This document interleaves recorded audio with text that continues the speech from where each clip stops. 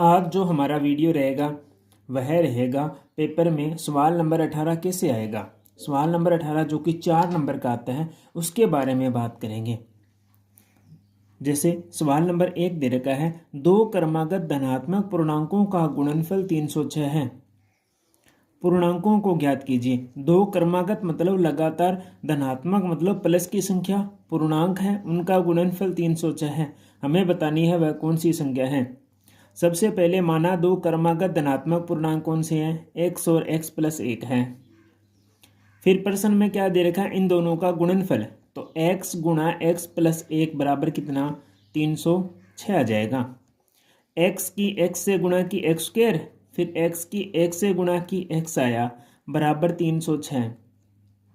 तो x की square, ये x यहाँ आ जाएगा, 306 इधर आएगा तो माइनस का हो जाएगा बराबर में 0। तो x की स्क्वायर ऐसी संख्या जिसे गुणा करने पर 306 और जोड़ने पर 1 आना चाहिए या x आनी चाहिए, ऐसी संख्या कौन सी है।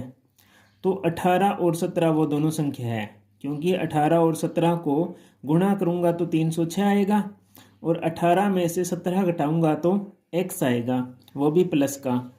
तो मैंने यहाँ कॉमन लिया, x कॉमन आया तो x प्लस 18 और इधर माइनस का 17 मैंने कॉमन लिया, तो माइनस 17 कॉमन लिया तो यहाँ आएगा x और माइनस की गुणा प्लस, और 306 में 17 का भाग दिया 18 आया बराबर 0। तो इन दोनों में से एक संख्या ली, क्योंकि दोनों सेम है तो एक संख्या यहाँ लिख दी और इन दोनों को जोड़ा, x माइनस का 17 बराबर 0। अब हमने लिखा x प्लस 18 बराबर 0, तो x बराबर हो जाएगा माइनस का 18 जो कि ऋणात्मक है। ऋणात्मक नहीं लेना, सवाल में बोला है कि धनात्मक पूर्णांक। फिर दूसरा हमने लिखा x माइनस 17 बराबर 0, तो x का मान क्या आ जाएगा, 17 आ जाएगा। कहते हैं दो धनात्मक पूर्णांक कौन से हो जाएंगे, एक हो जाएगा 17 और दूसरा क्या हो जाएगा, 18 हो जाएगा। आगे वाला क्वेश्चन है, ऐसी दो संख्याएं जिनका योग 27 हो और गुणनफल कितना है, 182 है। ऐसी दो संख्या बताने हैं जिनका योग 27 हो और गुणनफल कितना हो, 182 हो। तो माना पहली संख्या क्या है, x है, तो दूसरी संख्या क्या हो जाएगी, 27 माइनस x हो जाएगी, क्योंकि यहाँ योग दे रखा है। जब भी योग देते हैं पहली संख्या दूसरी संख्या में से घटाते हैं, दूसरी संख्या ज्ञात करने के लिए योग में से घटाते हैं। तो योग 27 है तो पहली संख्या घटाई, 27 माइनस 1 होगी। आगे बोला सवाल में इनका गुणनफल कितना है, 182 है, तो हम लिखेंगे x गुणा 27 माइनस x बराबर 182, क्योंकि दोनों संख्याओं का गुणनफल दे रखा है। अब गुणा करेंगे, x को 27 से गुणा किया 27x, x को माइनस x से गुणा करेंगे x की स्क्वायर बराबर कितना, 182। अब क्या करेंगे, x की स्क्वायर इधर आ जाएगी, पहले लिख लेते हैं, x वाली संख्या बाद में लिख लेते हैं, और ये संख्या इधर लेके आएंगे तो किसकी हो जाएगी, माइनस की, क्योंकि इधर प्लस की है, इधर जाएगी तो माइनस की हो जाएगी। बराबर में क्या आएगा, 0 आएगा। तो सारे को माइनस से गुणा करेंगे, क्योंकि x के स्क्वायर के साथ माइनस लगा हुआ है, इसलिए पूरी समीकरण को माइनस से गुणा करेंगे। तो एक्स स्क्वायर को माइनस से गुणा किया तो एक्स स्क्वायर प्लस का हो गया। इसी प्रकार 27 प्लस का था, माइनस से गुणा किया तो ये माइनस का हो गया। इसी प्रकार 182 माइनस का था, माइनस से गुणा किया तो प्लस का हो गया। बराबर क्या आएगा, 0 आएगा। अब ऐसी दो संख्याएं जिन्हें गुणा करने पर माइनस का 27 आए, जोड़ने पर माइनस का 27 आए और गुणा करने पर 182 आए, आपको पता करना है। ऐसी दो संख्या जिन्हें गुणा करने पर कितना आना चाहिए, 182 आना चाहिए, जोड़ने पर कितना आना चाहिए, 27 आना चाहिए, वो भी किसका, माइनस का। तो वह संख्या क्या होगी, एक संख्या 13 होगी, एक 14 होगी, और दोनों ही माइनस की होगी, क्योंकि जोड़ने पर माइनस आना चाहिए, गुणा करने पर प्लस। तो -13 को -14 से गुणा करूंगा तो माइनस माइनस क्या हो जाएगा, प्लस हो जाएगा। तो वह संख्या क्या हो जाएगी, एक्स स्क्वायर माइनस का 13x और माइनस का 14x प्लस में 182। अब इन दोनों में कॉमन क्या आ रहा है, x देखो यहाँ है, x यहाँ है, तो दोनों में से x बाहर लिया तो यहाँ आएगा x माइनस 13, इन दोनों में कॉमन क्या आ रहा है, 14 आ रहा है, क्योंकि माइनस का 14 बाहर कॉमन लिया, अंदर बचा x और यहाँ क्या बचा माइनस का 13। ठीक है, क्योंकि 14 में 182 में 14 का भाग लगाऊंगा तो 13 ही तो बचेगा, तो 13 आ जाएगा। ठीक है, अब क्या करना है, ये दोनों संख्या हमेशा ही सेम रहेगी, ध्यान रखना। तो यहाँ भी ये दोनों सेम है, इन दोनों में से मैंने एक को लिख दिया x माइनस 14, तो x माइनस 14 इन दोनों को साथ साथ में लिख दिया बराबर 0। तो x माइनस 14 x माइनस 13 बराबर 0, ये 13 इधर जाएगा तो किसका हो जाएगा, प्लस का हो जाएगा। और x माइनस 14 ये 14 इधर जाएगा तो प्लस का हो जाएगा। अतः दो धनात्मक पूर्णांक कौन से हो जाएंगे, 13 और 14 है। तो वो धनात्मक पूर्णांक क्या है, 13 और 14 है। आगे वाले सवाल में बात करेंगे, एक समकोण त्रिभुज जिसकी ऊंचाई उसके आधार से 7 कम है, यदि कर्ण 13 सेमी है तो अन्य दो भुजाएं ज्ञात करो। सवाल में बोला है कि कोई समकोण त्रिभुज है जिसमें क्या है, उसकी जो ऊंचाई है आधार से 7 कम है। इस बात का ध्यान रखना, ऊंचाई है जो किससे कम है, आधार से कितनी कम है, 7 कम है। तो सबसे पहले आपको समकोण त्रिभुज बनाना है। ऐसा त्रिभुज जिसमें एक कोण 90 डिग्री हो समकोण त्रिभुज कहलाता है। तो बी कोण 90 डिग्री होगा। फिर क्या बोला है, कर्ण 13 सेमी, 90 डिग्री के बिल्कुल सामने कर्ण होता है तो कर्ण हो जाएगा 13 सेमी। ठीक है, अब बोला है आधार है जो ऊंचाई से 7 कम है। क्या बोला है, ऊंचाई है जो आधार से 7 कम है। माना समकोण त्रिभुज का आधार क्या माना है मैंने, BC। आधार क्या मान लिया, x मान लिया। समकोण त्रिभुज का आधार क्या है, x है। अतः समकोण त्रिभुज की ऊंचाई क्या हो जाएगी, ऊंचाई क्या है, AB है, जिसे हम लंब बोलते हैं। तो AB क्या है, आधार से 7 कम है।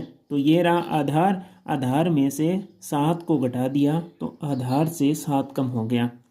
और सवाल में दे रखा है कि कर्ण AC बराबर कितना है, 13। यहाँ तक आपको समझ में आ गया होगा। अब बात करते हैं समकोण त्रिभुज ABC में पाइथागोरस प्रमेय से। पाइथागोरस प्रमेय क्या कहती है, कर्ण स्क्वायर बराबर आधार स्क्वायर प्लस लंब स्क्वायर होता है। कर्ण हमारे पास में AC है तो AC की स्क्वायर, आधार हमारे पास में BC है तो BC की स्क्वायर, लंब हमारे पास में AB है तो AB की स्क्वायर। तो 13 की स्क्वायर, AC 13 है तो 13 की स्क्वायर, BC हमारे पास में x है तो x की स्क्वायर, AB हमारे पास में x माइनस 7 है, क्योंकि ऊंचाई है, ऊंचाई x माइनस 7 है तो x माइनस 7 की स्क्वायर। 13 की स्क्वायर 169 x स्क्वायर, इसको हल करेंगे तो पहली संख्या का वर्ग x की स्क्वायर, लास्ट वाली संख्या का वर्ग 7 का स्क्वायर कितना, 49। और इन दोनों संख्याओं को गुणा करना है, 7 को x से गुणा किया 7x, इसका हमेशा ही डबल लिखना है। 7 का डबल क्या होता है, 14, तो 14x आ गया। जो चिन्ह यहाँ होता है वह चिन्ह यहाँ आ जाएगा। इसका मतलब 14 किसका हो जाएगा, माइनस का हो जाएगा। तो 169 x और x की स्क्वायर और x की स्क्वायर को जोड़ेंगे 2x की स्क्वायर आ जाएगा, माइनस का 14x प्लस का 49। आगे क्या हो जाएगा, 2x की स्क्वायर माइनस का 14x, 49 इधर आएगा तो माइनस का हो जाएगा, 49 तो प्लस का ही था, 169 इधर था जो माइनस का हो जाएगा, बराबर 0। तो क्या होगा, 2x की स्क्वायर 14x, 169 में से 49 को घटाएंगे 120 आएगा, बराबर 0। सभी में 2 का भाग जा रहा है तो 2 का भाग 2, x की स्क्वायर, इसमें भाग दिया 7x, इसमें 2 का भाग दिया 60, बराबर 0। अब ऐसी संख्या बताओ जिन्हें गुणा करने पर 60 आना चाहिए, जोड़ने पर कितना आना चाहिए, 7x आना चाहिए, वो भी माइनस का, और गुणा करने पर माइनस का क्या आना चाहिए, 60। तो ऐसी संख्या क्या, एक संख्या प्लस की होगी और एक माइनस की होगी हमेशा ही, क्योंकि यहाँ माइनस आना चाहिए गुणा करने पर। माइनस कब आएगा, जब एक संख्या प्लस की होगी और एक माइनस की होगी। अगर यहाँ प्लस का बोलता तो दोनों संख्याएं माइनस की होती, परंतु यहाँ माइनस का बोला है, इसलिए कौन सी संख्या हो जाएगी, 12 और 5 हो जाएगी। 12 में से 5 घटाऊंगा कितना आएगा, 7 आ जाएगा, वो भी माइनस का, 12 5 60, तो यहाँ 60 आ जाएगा। हम क्या करना है, इन दोनों में कॉमन लेना है। इन दोनों में x कॉमन लिया तो x माइनस 12, प्लस इन दोनों में 5 कॉमन लिया तो x माइनस 12, क्योंकि 5 का भाग लगाना है। अब ये दोनों संख्या सेम है, एक संख्या लिख लो x माइनस 12, इन दोनों को एक साथ लिखो x प्लस 5, तो x प्लस 5 बराबर 0। तो x माइनस 12 बराबर 0, तो x बराबर 12, इधर x प्लस 5 बराबर 0, तो x प्लस 5 बराबर 0, इधर जाएगा तो क्या हो जाएगा, माइनस का हो जाएगा। ठीक है, तो x का मान माइनस में नहीं होगा क्योंकि भुजा की लंबाई ऋणात्मक नहीं होती। आपको इसी प्रकार पेपर में लिखना है जो लिखा हुआ है। फिर आगे क्या है, समकोण त्रिभुज का आधार BC ज्ञात करना था, तो BC हमारे पास में कितनी हो जाएगी, 12 हो जाएगी।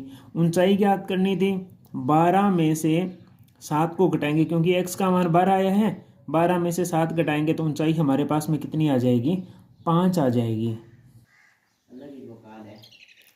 द्विघात समीकरण दे रखे हैं हमारे पास में 2x² प्लस kx प्लस 3 बराबर 0। k का ऐसा मान ज्ञात करो कि द्विघात समीकरण के दोनों मूल बराबर हों। k का मान ज्ञात करना है और दोनों मूल बराबर है। तो सबसे पहले हमें द्विघात समीकरण लिखनी है 2x² प्लस kx प्लस 3 बराबर 0। इस समीकरण की तुलना करनी है, हमें तुलना करनी है इस समीकरण की। क्या करनी है, किससे करनी है, ax² plus bx plus c से तुलना करनी है क्योंकि हमें a b c का मान चाहिए। तुलना करेंगे तो a का मान कितना आ जाएगा, 2 आ जाएगा। b के x के साथ में लगा जो b का मान है और b का मान क्या हो जाएगा, k हो जाएगा। जो अचर पद है वह 3 हो जाएगा। चूंकि द्विघात समीकरण के मूल बराबर है, सवाल में बोला है मूल बराबर है, अतः हमें विविधकर ज्ञात करना है। विविधकर क्या होता है, b² माइनस 4ac बराबर 0। ये सवाल में दे रखा है, भी मूल बराबर है तो यहाँ 0 आएगा। ठीक है, तो हम तुलना करेंगे। b का मान रखा k, 4 का 4, a का मान 2, c का मान 3। गुणा करेंगे k² माइनस का 24 प्लस 0, इन तीनों को गुणा किया 24 आया। अब ये 24 इधर गया तो प्लस का हो गया, k² बराबर 24, k बराबर अंडर रूट लग जाएगा, प्लस माइनस का चिन्ह लग जाएगा। k बराबर प्लस माइनस रूट 24 को क्या लिख सकते हैं, 4 × 6 लिख सकते हैं। 4 को अंडर रूट से बाहर निकाला तो 2 आया, तो 2√6। ठीक है, 2 बाहर आ गया तो 2√6, अतः k का मान क्या हो जाएगा, 2 प्लस अंडर रूट 6 हो जाएगा। एक और क्वेश्चन है, ऐसा इंपॉर्टेंट क्वेश्चन है, ये आपको खुद करना है। क्या दे रखा है, द्विघात समीकरण दे रखी है 2x² माइनस का 6x प्लस 3 बराबर 0 के मूलों की प्रकृति ज्ञात करो। मूल अस्तित्व में हो तो उन्हें ज्ञात करो। इसी प्रकार सबसे पहले आपको मूलों की प्रकृति ज्ञात करनी है श्रीधराचार्य सूत्र लगाकर। ठीक है, अगर मूल वास्तविक है तो आपको आगे करना है, अगर मूल काल्पनिक है तो आपको नहीं करना। इंपॉर्टेंट क्वेश्चन है, भी ऊपर वाले तीनों मैंने 4 करवा दिए हैं, अब आगे आपको 2-3 इंपॉर्टेंट क्वेश्चन बताता हूँ। एक ऐसा सवाल थोड़ा सा ध्यान में रखना कि एक कुटीर उद्योग एक दिन में कुछ खिलौने निर्मित करता है। प्रत्येक खिलौने का मूल्य 55 में से एक दिन निर्माण किए गए खिलौनों की संख्या को घटाने से प्राप्त संख्या के बराबर है। उस दिन निर्माण किए गए खिलौनों की संख्या ज्ञात करो। यह भी सवाल आपको करके देखना है। एक ये क्वेश्चन है जो डैश वर्क में दे रखा है। एक आयताकार भूखंड का क्षेत्रफल 528 मीटर स्क्वायर है। इसके क्षेत्र की लंबाई चौड़ाई के 2 गुने से 1 अधिक है। द्विघात समीकरण से हल करो। तो इम्पोर्टेंट है ऐसा सवाल। ठीक है, और नीचे वाला जो क्वेश्चन है ये मूल ज्ञात करना मैंने अभी बताया था, वो वाला सेम ही रहेगा। तो ये क्वेश्चन आप करके देख लेना। अगर आपको ये नहीं आते हैं तो मैं एक वीडियो अलग लेके आऊँगा जिसमें ये करवा दूंगा। आप कमेंट कर देना वीडियो के अंत में। ऐसे क्वेश्चन दे रखे हैं, 2 संख्याओं का योग 48 है, गुणनफल 432 है, संख्या ज्ञात करूं। ऐसे 2 क्रमागत विषम धनात्मक पूर्णांकों के वर्गों का योग 290 है। ऐसे क्वेश्चन पेपर में आएंगे क्योंकि मॉडल पेपर में जो बोर्ड ने जारी किया है उसमें ऐसे क्वेश्चन डाल रखे हैं, तो ऐसा ही पैटर्न रहेगा इनका। तो हमें ऐसे क्वेश्चन ज़्यादा करने हैं। तो ये वीडियो सभी बच्चों के लिए इम्पोर्टेंट था क्योंकि इसमें 4 नंबर का क्वेश्चन मैंने बताया है। जो क्वेश्चन आपको समझ में नहीं आया आप कमेंट कर देना। ठीक है, मैं आपको नेक्स्ट वीडियो में करवा दूंगा। वीडियो अच्छा लगे तो वीडियो को लाइक करें, चैनल को सब्सक्राइब करें।